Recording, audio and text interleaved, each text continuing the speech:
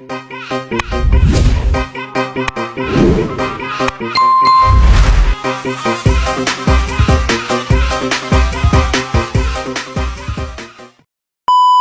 warahmatullahi wabarakatuh. Perkenalkan, nama saya Rika Fitrialia dengan NIM 2412152 434.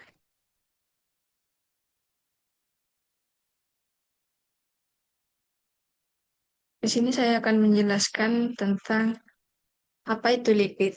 Lipid itu yaitu adalah lemak.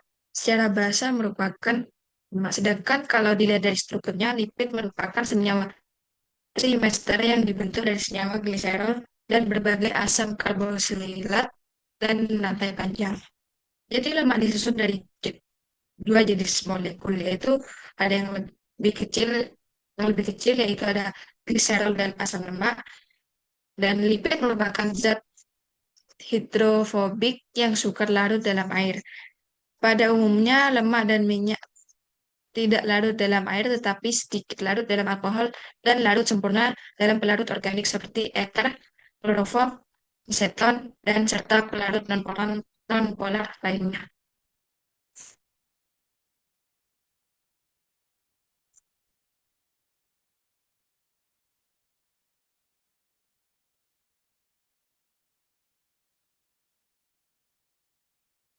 Dan selanjutnya ada klasifikasi lipid. Klasifikasi lipid dibagi menjadi beberapa bagian. Yang pertama yaitu ada lipid sederhana, yang dimana lipid sederhana meliputi ester asam lemak dengan berbagai alkohol. Contohnya, lipid sederhana antara lain lemak atau fat, yang merupakan ester asam lemak dengan gliserol. Dan yang kedua ada minyak atau oil, adalah lemak dalam keadaan cair. Dan yang ketiga ada wat atau malam, yang merupakan ester asam lemak dengan alkohol monohidrat yang berat molekulnya tinggi.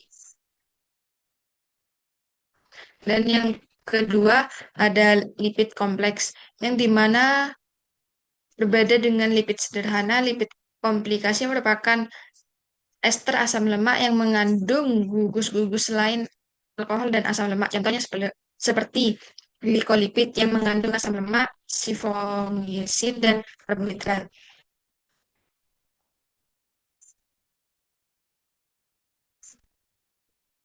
Dan lipid dibagi menjadi 8 kategori.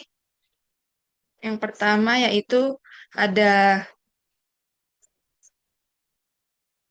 gliserolipid, yang dimana gliserolipid tersusun dari gliserol mono, di, dan tersubstitusi.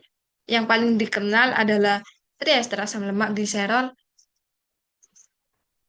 yang disebut trigliserida. Kata triacylglycerol terkadang digunakan secara sinonim dengan trigliserida. Dalam senyawa ini, tiga gugus hidrolisil gliserol masing-masing diesterifikasi biasanya oleh asam lemak yang berbeda karena fungsinya sebagai penyimpanan energi. Lipid ini merupakan sebagian besar lemak penyimpanan dalam jaringan hewan.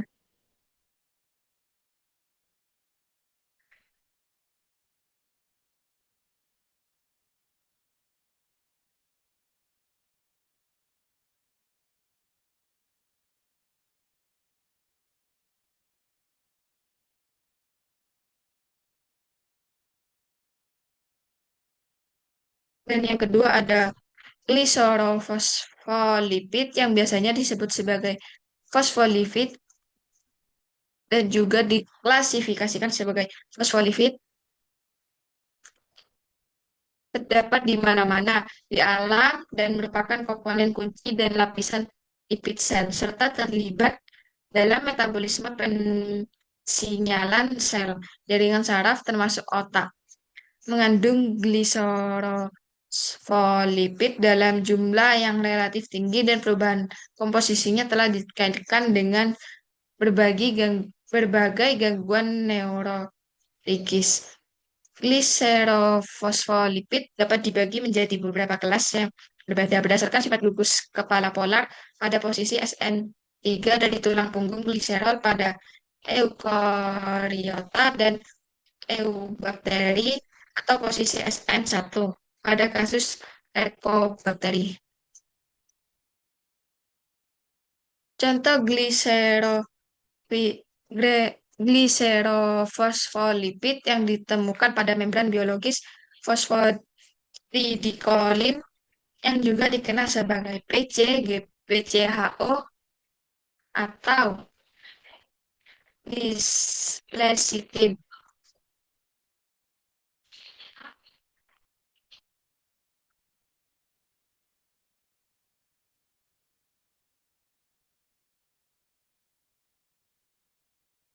Dan yang ketiga ada sphingolipid merupakan kelompok senyawa yang kompleks yang memiliki ciri struktural umum yaitu kerangka dasar sphingoid yang disintesis de novo dari asam aminosarin dan asil KOA.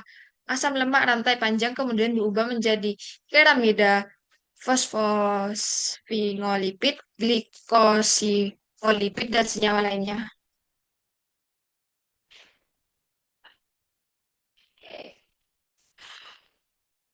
Dan yang keempat ada sterol, seperti kolesterol dan turunannya merupakan komponen penting dari lipid membran bersama dengan gliserofosfolipid dan sphingomyelin. Contohnya sterol lainnya adalah asam empedu dan konjugatnya yang pada mamalia merupakan turunan kolesterol yang teroksidasi dan disintesis di hati. Badannya pada tumbuhan adalah fitosterol seperti beta-sitosterol, stigmasterol, dan brasisasterol. Senyawa terakhir ini juga digunakan sebagai biofarmer pertumbuhan alga. Sterol yang didominan dalam membran sel jamur adalah ergosterol. Sterol adalah steroid di mana salah satu atom hidrogen diganti oleh gugus hidrosil pada posisi 3 dalam rantai karbon. Dan yang kelima ada lipid renal disintesis dari prekursor unit 5 karbon, isopentenil difosfat dan dimetil lalil disfosfat yang diproduksi terutama melalui asam mevalonat atau MVA. Isoperonoid sederhana yaitu ada alkohol linear, difosfat, dan lain-lain. Dibentuk dengan penambahan unit C5 secara berurutan dan diklasifikasikan menurut jumlah unitnya pada ini. Struktur yang mengandung lebih dari 40 karbon dikenal sebagai politerpen. Dan yang keenam ada sakarolopid menggambarkan senyawa ini di mana asam lemak dihubungkan kepada tulang punggung gula dan membentuk struktur yang kompatibel dengan lapisan ganda membran. Dalam sakarolipid, monosakarida menggantikan tulang punggung gliserol yang ada dalam gliserolipid dan gliserofosfolipid. Sakarolipid yang paling dikenal adalah prekursor glusamin teralisasi dari komponen lipid A lipopolisakarida pada bakteri gram negatif. Molekul lipid A yang khas adalah disakarida glukosamin yang didiferensiasi dengan sebanyak 7 rantai asam lemak. Lipopolisakarida minimal yang dibutuhkan untuk pertumbuhan di E. coli adalah KDO2 lipid A disakarida glukosamin. Eksasilasi yang digunakan diklosilasi dengan 2 residu asam yaitu 3 dioksi D-manano-oktulasonat atau KDO. Yang ketujuh ada poliketida disintesis melalui polimerasi subunit asetil dan propionil oleh enzim klasik serta enzim iteratif dan multimodular yang memiliki fitur mekanistik yang sama dengan sintase asam lemak. Poliketida mencakup banyak metabolik sekunder dan produk alami dari sumber hewan, tumbuhan, bakteri, dan laut. Memiliki keberagaman struktural yang besar. Banyak poliketida adalah molekul klik yang rangkanya sering dimodifikasi lebih lanjut melalui glikosilasi, metilasi, hidrolisasi, oksidasi, atau proses lainnya.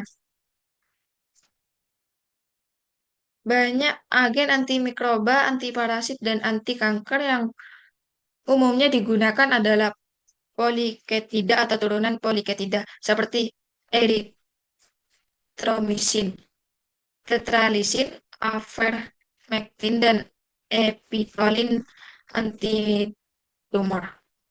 Dan yang terakhir,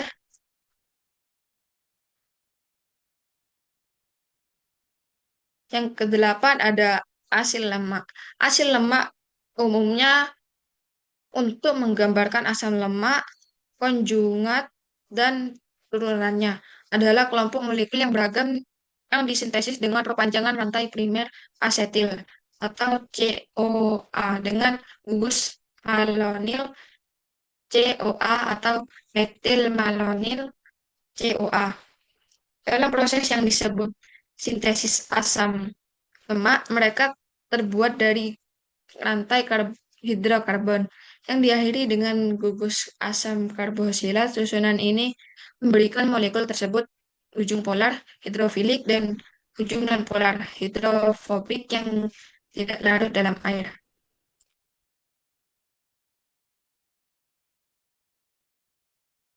Dan yang terakhir ada identifikasi. Identifikasi lipid adalah sebagai makromolekul utama penyimpanan energi, berperan sebagai struktural dan metabolik dengan jalur metabolisme yang terintegrasi erat dengan metabolisme karbohidrat dan protein melalui asetil CoA. Sekian dari saya.